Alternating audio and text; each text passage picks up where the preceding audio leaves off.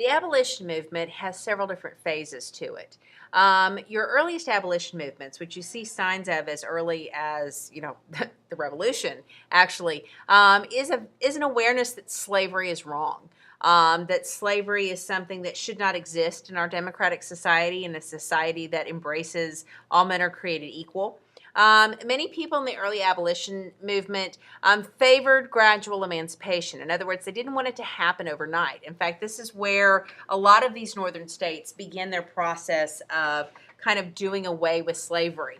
Again, this idea that it was fundamentally wrong and didn't work with kind of American values.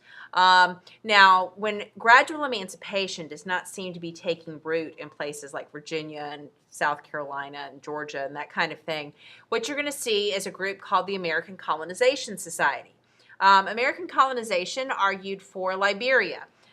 They wanted to basically ship all the African Americans back to Africa, essentially. People like James Madison were early proponents of the American Colonization Society. And the issue here is, first off, so we actually buy territory over in Africa initially for kind of this haven for freed slaves that don't want to be in the United States anymore.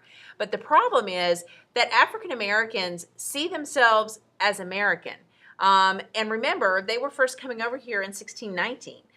So the idea of going back to Africa, which is a country that many African Americans don't even know or remember, especially by the time you get to the 1820s, when you're talking really about kind of the end of the international slave trade, this is going to continue to be a real issue about people that don't want to have to go back there. So this idea of colonization is going to be popular among some who, it's going to be their way of kind of saying that I have an answer, just nobody wants to take me up on it, right? And for some, it's kind of an uneasy truce between their conscience and reality. For other people, it's a way of justifying, well, I've given them a chance and they chose to stay, right? Understand that early abolition was never concerned with the idea of equality. So equality of races was not part of this issue. It's really just more about discomfort at owning another human being. They don't see African Americans and people of color as equal, but they do see slavery itself as a problem. The next group after this is going to be radical abolition. This is going to be people like William Lloyd Garrison. He's your kind of classic exemplar of a radical abolitionist, although there's numerous other ones, right? What's notable about William Lloyd Garrison is, of course, that he's white. He creates a magazine or a newspaper called The Liberator, which is committed to talking about issues of immediate emancipation.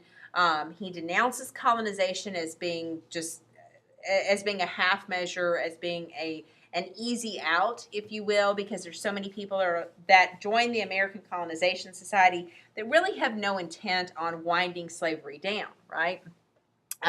He's going to have many active and very dedicated followers. A lot of women are going to be particularly interested in him.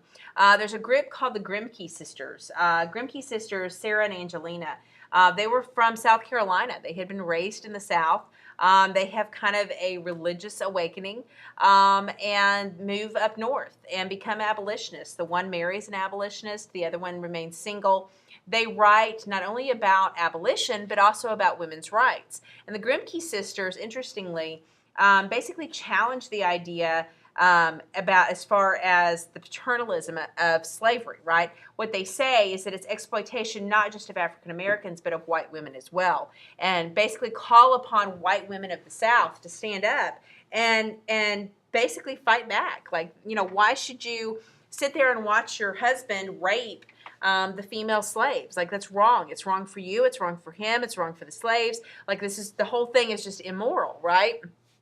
So the Grimke Sisters are dramatic kind of, proponents of abolition, very kind of a lesser known pair that really kind of write about women's issues and how that relates, really kind of what we would call today intersection, right, between the rights of women and the rights of people of color, and how both groups are largely being exploited by a patriarchal system.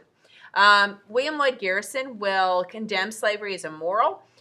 He'll attack it on a democratic basis, that this is, shifts the balance of power. It retards economic growth. It fails to fulfill our values, that we're doing a disservice to a group of people, that it damages the family values. And he will create what is called the American Anti-Slavery Society. This is a small group. It gains momentum. Now, understand that the Anti-Slavery Society is different than the Colonization Society. American Anti-Slavery is committed to emancipation. End of discussion. Committed to emancipation, opponent of colonization. So this is, full on, we need to put a stop to this, okay? Now, within the American Anti-Slavery Society, you're going to have some that are more radical than others. Some that are more, if we can stop it expanding, if we can begin this gradual emancipation, then you're going to have others that are very radical, like William Lloyd Garrison. So understand that abolition was not a one-size-fits-all proposition. There are shades of abolitionists. But ultimately, what's going to happen over time is that as you listen to the regionalized America and understand how events are developing, as we're going into the compromise of 1850, the Dred Scott decision, Bleeding Kansas, all that kind of stuff, what abolitionists of all stripes are going to realize is that we can't keep playing at this game. It's either got to be all one or all the other. So I think that's very, very clear. So just kind of understand that Garrison is kind of this example of radicalism. What is a radical? How do we define that? I mentioned Henry David Thoreau and his question about civil disobedience. Certainly with the Mexican-American War, you saw a lot of people that questioned whether or not we should even be involved in that conflict.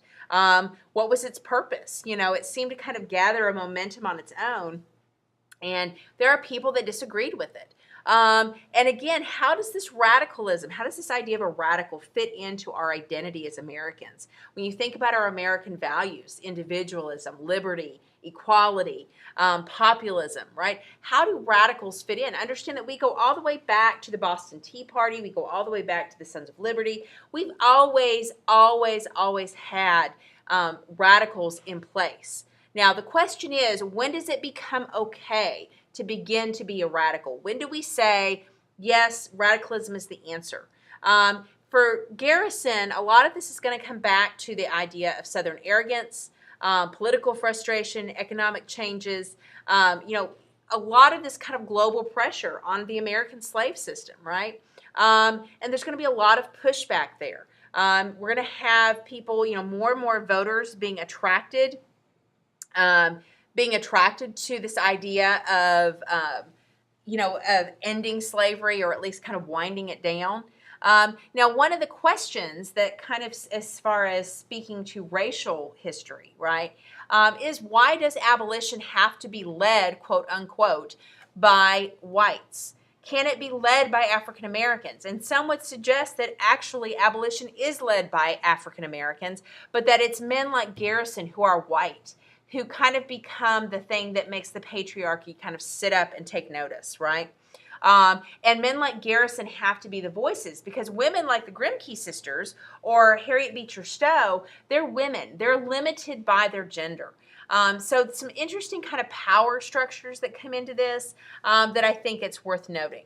And in order to be kind of truly fair, I want to point out people like Sojourner Truth.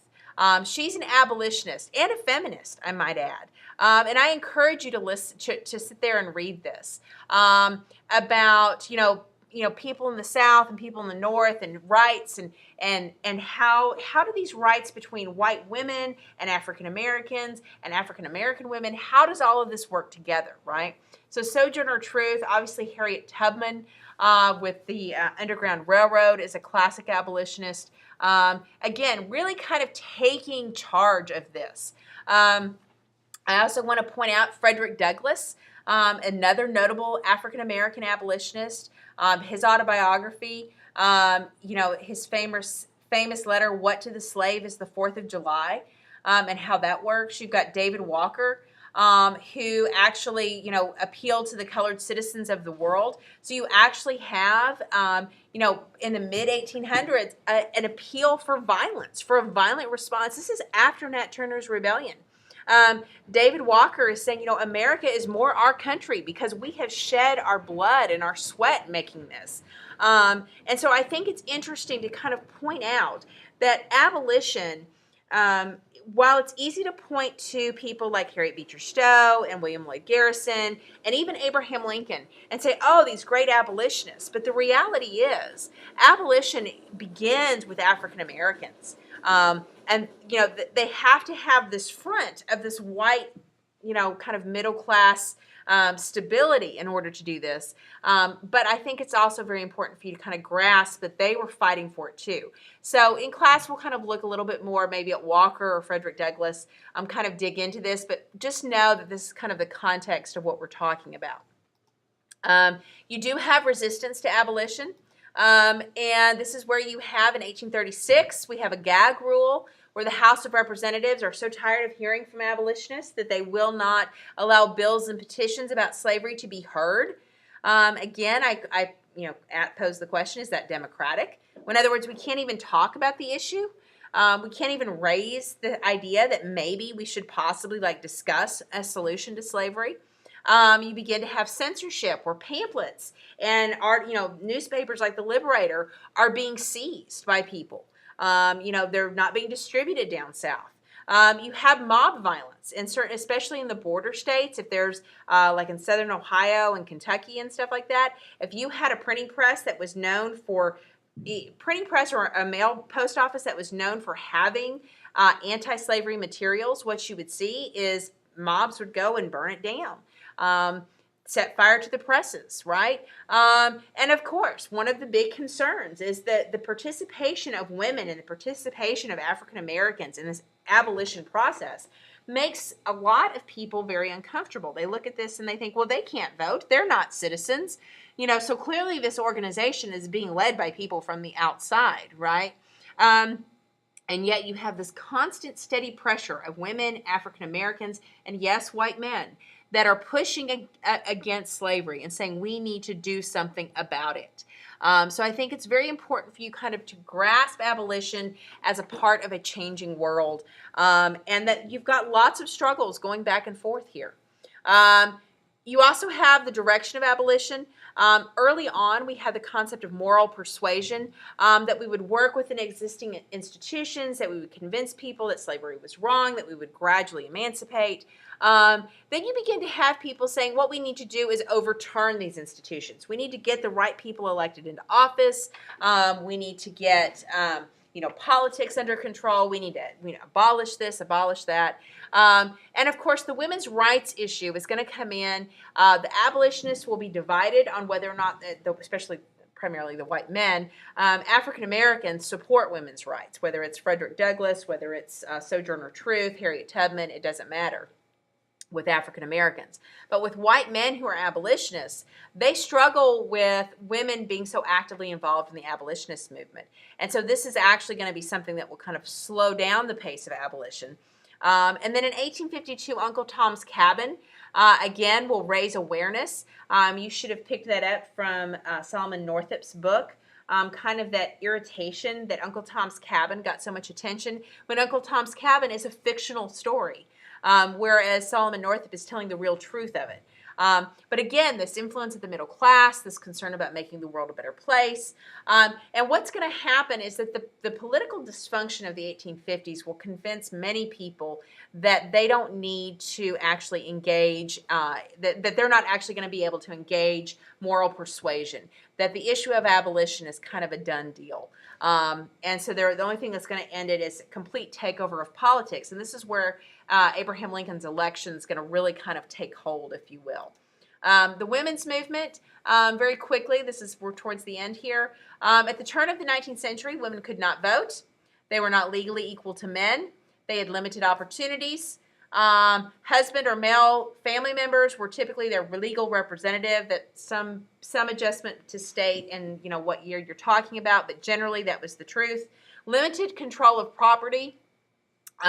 And you do begin to see gradual changes. Part of this is because the boom and bust cycles, you're going to see a lot of wealthy and middle class men are going to realize that if they put some property in their wife's name, that their property can be shielded from their bankruptcies and that kind of thing. So protecting property is one of the things that kind of changed some of the laws, but it's really a very slow process, and women are treated primarily as children through most of the 19th century, which is why you're going to have such frustration, why this issue of abolition versus women's rights is a really hot button one, because you have a lot of white women that are saying, we're educated, we're citizens, why can't we vote? And yet you have African Americans that want to vote as well. And so I think that that's kind of an interesting scenario to understand. So we're going to look, the discussion of black rights sparked the discussion of women's rights. Women become very engaged. Again, remember the Grimke sisters and kind of their argument that women should be equal to men, which is going to catch them a lot of flack. Seneca Falls Convention, 1848, they list out the Declaration of Sentiments, and so you'll start to gradually see a few changes taking place, but really the slavery abolition issue, the Civil War is going to take over the women's rights movement, and what you're going to see is that they largely have to wait until the 20th century to really get this pushed through. Hopefully in class we'll be looking at the Seneca Falls, or at least some handouts on the Seneca Falls Convention, and I hope to kind of maybe in class do a little bit more to look at people like David Walker, who's fascinating, and people like Frederick Douglass's speech. I think there's a lot to really understand as we're building off of de Tocqueville, and what does it mean to be an American? How do we understand individuality and equality and liberty, and how do those things interplay together, and what happens when women and African Americans want to have equality and want to have opportunity, and you have white men that feel like they're losing, that something's being taken away from them. So I think that this is a very relevant conversation to 2017. I think it's worth kind of examining to understand in your mind, how do we feel about different groups of people, and do we see democracy as an ever-expanding thing that everyone can partake of, or is democracy something that's limited? Is it like a pie or a cookie, that the more we give away, the less there is? And I think these are interesting things that come out of the reform movement.